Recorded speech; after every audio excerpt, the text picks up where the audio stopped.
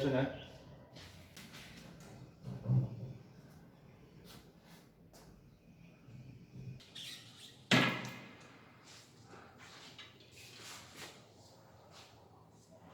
What's up, beer nerds? Ngayon pag-uusapan na tungkol sa wheelset. Itong video na to will include everything from the different parts of the wheelset and what to look for when you're looking to upgrade ng iyong gulong. And of course, as always, kung magustuhan mo and you find this very informative, please don't forget to subscribe, like, and share our channel. And let's get started! So ano ang wheelset? Ang wheelset is basically a combination ng lahat ng components that makes up your wheels. This includes the tires, the rims, the spokes, and the hubs. And also, pagpasensyahan nyo ng sombrero ko dahil ang pangit na ng buhok ko. So simulan natin sa tires. Gaya nga ng sabi natin sa unang video na ginawa natin about upgrades, ang pinaka-importante, of course, ang pinaka-importante thing that you have to think about pagdating sa tires is the tread pattern. But you refer to that video na lang just. The other part is, of course, the valve. There are actually 3 types, pero ang pinaka-common is dalawa. This one is called the PRESTA, and the older version is called the Schrader. Ano bang advantages ng PRESTA? Ang advantages ng PRESTA ay ito. Ang pinaka-gusto ko sa kanya. Madali lang siyang i-deflate kung gugustuhin mo. Now, this is very important, lalo na kung nagtitrail ka or nag-iiba yung surface na dinadaanan mo, wherein you might need a different tire pressure. Depende sa kanya, so you can maintain the grip. Yung Schrader naman is the older version, pero ang advantage naman sa kanya is that it shares the same kind of valve with cars and motorcycles. So if napunta ka sa sitwasyon na wala kang hand pump na dala, you can just go to the gas station. So baklasin muna natin siya.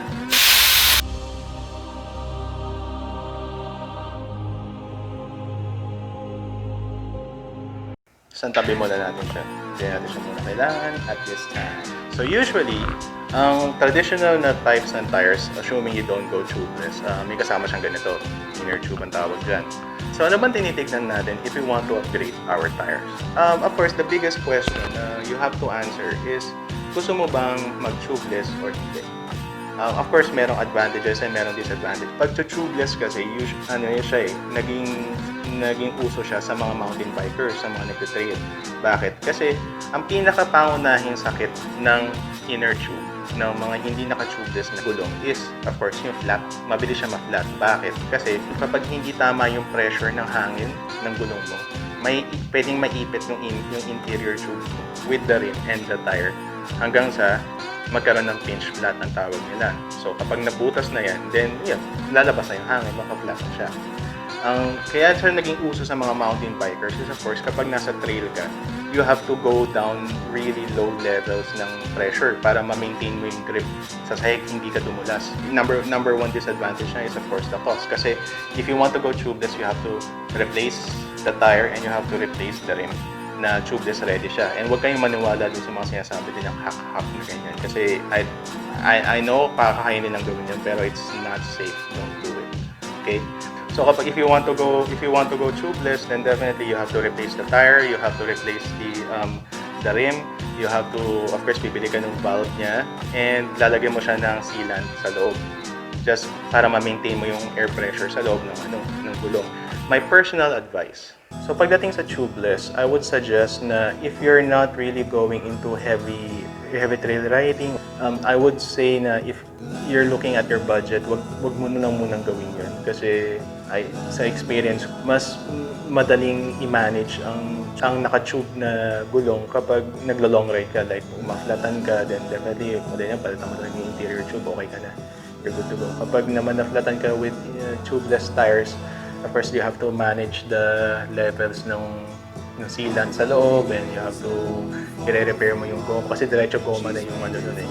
This is something na you have to really think about before getting. So again, nasa sa inyo na yan kung susundin nyo yung advice ko or not. Okay, so next is of course the tire, yung gulong mismo, yung rubber. Meron tayo nakikita dyan na ganitong klase na all black lang siya. Tapos meron din yung sinatawag nila yung skin wall. Ang skin wall is quite unique na klase ng gulong.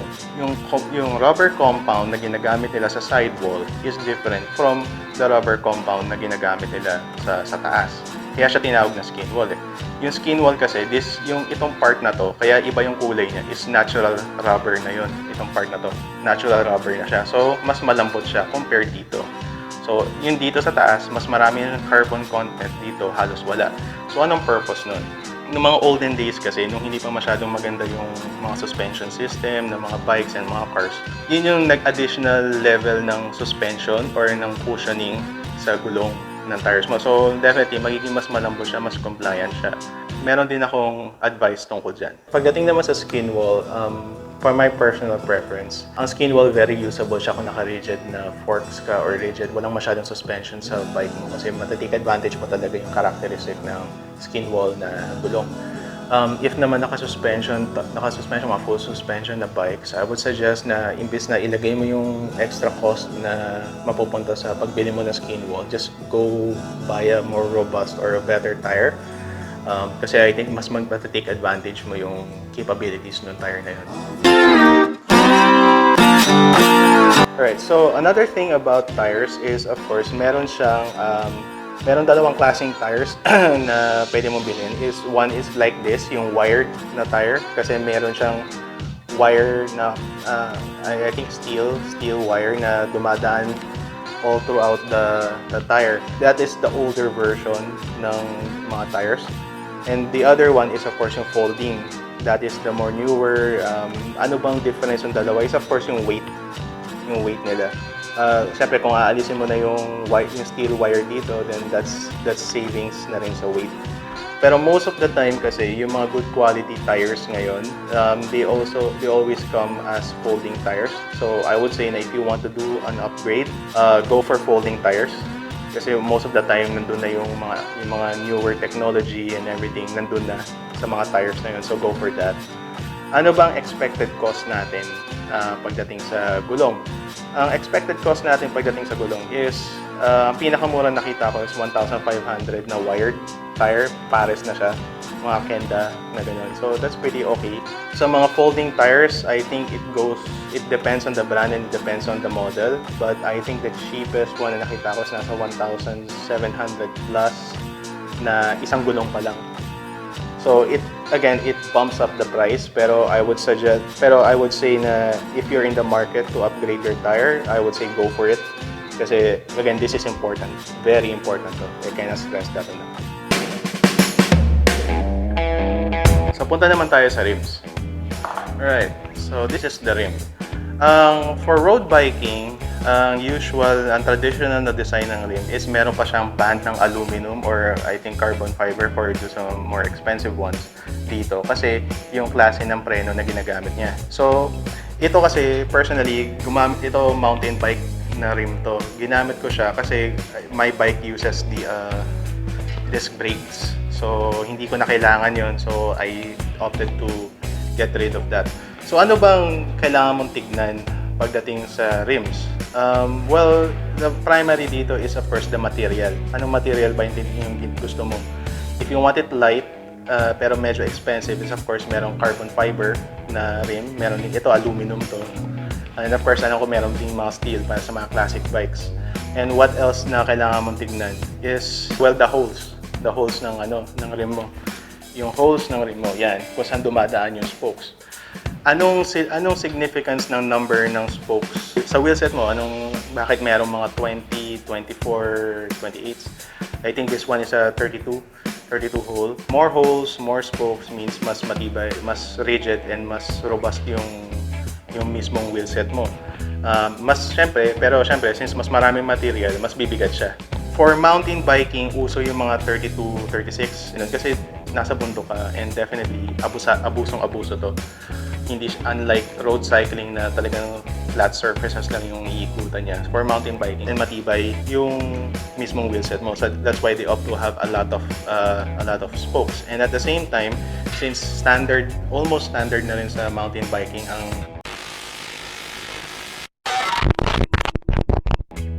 disc brakes, they need the extra number of spokes para ma-maintain niya yung structure ng wheelset mo. Kasi yung pressure ng preno nandito eh. Diba? Unlike sa sa road bike, yung pressure ng preno nandito. Sa kanila dito. So kung sabihin mo ng 20 holes lang yan, then you would have a problem. Kasi baka minsan sobrang lakas ng preno mo, baka masira na lang siya bigla. So other than material is of course yung sukat. Yung sukat and yung deep section dito. For a lot of road bikes right now, they have yung mas malalim yung dito niya. It has something to do with aerodynamics. Pero of course, it increases the weight. So that's why sometimes they opt to use carbon fiber sa mga ganong klase para mas maraming material dito. Pero magaan pa rin siya. So mas malalim to, mas aerodynamic, mas mabilis. So for mountain bikes naman, it's about the width nito. It's because yung tires kasi na ginagamit nila for mountain biking, it's a little bit more wider than road biking. So kailangan mas makapal to para ma-accommodate na maayos yung gulong. So porke ba kaya mong bumili ng malapad na rim, bibili ka na ng malapad na rim? Hindi. Actually hindi. And this is what I have learned so far sa buhay ko. It's the rim width should be around 50 to 60% ng tire width mo. So hindi pwedeng masyadong malapad kasi pag masyadong malapad, there's a possibility na hindi kumapit dito yung gulong ng maayos, hindi mag-seat ng maayos yung gulong dito. So delikado yun. Imagine mo lang. I don't think kailangan ko pa i-explain kung gaano ka-delikado yun. And of course, kung masyado naman siya manipis, ganun din. Magbabulge yung gulong mo dito. Magkano bang ina-expect natin na cost pagdating sa ganito? Well, this one is a relatively cheap one. I think I got the pair for 1,100 pesos. May nakita ako doon sa bike shop nung kinuha ko to. Meron siyang mga nasa 700 pesos. So I would say na brand new, you can get something for maybe respectable na yung 1,000 pesos for a pair sa rim. And you go up, of course, doon na tayo papasok doon sa mga carbon fiber. Of course, medyo mas mahal na yon. Pero if you're on a budget, prepare ka ng mga 1,000 to 1,500. May makukuha ka ng pair. If not, then, kung may konting budget ka pa, then you have to pump it up a little. So pag-usapan naman natin yung spokes. There are, I think, 5 different types ng spokes na you can purchase. Merong katulad nito, which is this one is called the straight gauge na spoke. Merong which is basically pareho yung width ng spoke niya from top to bottom. Meron din yung single butted na which is mas makapal yung sa may malapit sa hubs dito. Mas makapal siya compared to sa remaining sa pataas. And meron double butted which is basically the same as single butted pero mas makapal siya dito. Mas makapal siya. Pero ako hindi ako masyadong preference doon. Mas gusto ko pa rin yung straight gauge. The other one is, I think this is the more specialized version, is yung aero-bladed na spokes, which is parang hindi na siya bilog parang flat na siya na gano'n, na most of the time it's made out of carbon fiber. Yun naman medyo specialized siya sa mga time trial or mga aero bikes, so as to maximize yung aerodynamic capabilities ng bike. And the other one is the straight pull. Ano ang straight pull? Ang straight pull is basically, kasi sa spoke, meron siyang parang J na angle dito, somewhere here, malapit sa hub. Yun yung kumakapit to sa hub para gaganunin niya yung hub, di ba? So kapag straight pull na yung yung spoke mo, wala na yun. Kasi yung bend na yun, that is possible na na weak point sa buong structure ng spoke. So, of course, pero syempre, hindi ka pwedeng basta-basta bumili ng hub tapos straight pull lang ilalagay mo. You have to buy a specific hub na uma-accept talaga siya ng straight pull. Hindi lang, of course, yung material yung nagdi-dictate ng strength niya. It's, of course, kung paano rin siya weave ng mekaniko mo. And that is a very specialized skill na I wouldn't expect any hobbyist na marunong nun. Pero if you know how to do that, then good for you. I tried to learn it, pero hindi talaga siya para sa akin. Pero yun. So, ano bang cost ng isang set ng ganito? Cost niya would probably run around less than 1,000 meron ka ng isang set na ano. Pero that is yung standard quality lang na hindi ka naman papalyahin yun, pero hindi siya, syempre hindi siya yung higher end, that's more of the lower end. So ano ba yung importansya ng hubs? Ang hubs kasi, siya yung nagbibigay ng connection sa lahat. So from the drivetrain ng bike mo to the wheels. So siya yung nagbibigay ng sa gulong mo to move forward. So ano bang hinahanap natin when we want to upgrade our hubs? Of course, number one, and this is very important, basic to, yung butas. You have to make sure na tama yung dami ng butas ng hubs mo with the dami ng butas ng rim mo. The other thing is, you also have to make sure na you get a sealed bearing na type ng hub, lalo na dito sa Pilipinas, medyo maulan dito. So, kapag sealed bearing kasi, hindi na siya gumagamit ng mga loose na BBs para paikutin yung mechanism niya. So, and pag hindi ganun, kapag sealed na siya, may mga seal siya. So, syempre, mas less yung chance na may pumasok na contaminant sa loob ng mechanism mo, and less yung chance din na masira siya.